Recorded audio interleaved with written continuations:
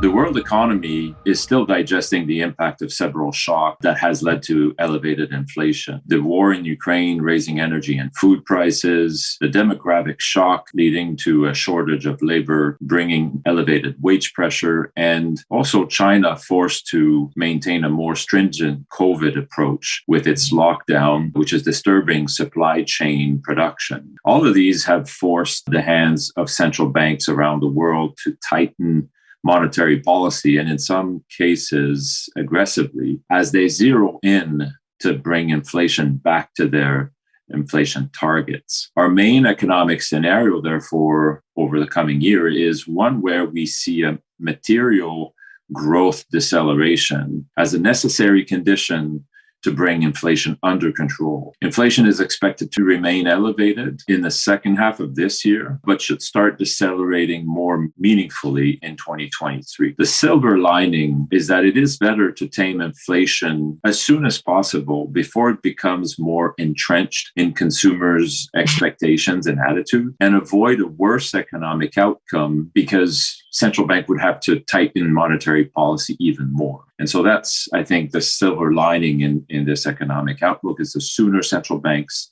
act, the more we can eventually see a taming of inflation. With a continued challenging macroeconomic environment, investors must build well-diversified, resilient portfolio to make sure they can achieve their financial goals. While the inflationary environment remains uncertain, central banks have already been tightening policies, and the bond market has already priced in a portion of these risks. The correction in bond prices makes the forward-looking future return probably better from here, particularly if central banks continue their aggressive stance towards fighting inflation. Fixed income will probably play a better role as well in helping diversified portfolio, a better role than they have played over the last 12 months. If we start, for example, with government bonds, the 3% plus starting yield that we see at the 10-year maturity is much better than the 1.5% yield that was an offer in early 2022. With investment grades corporate bonds as well, now yielding closer to 4%, high yield yielding closer to 6%.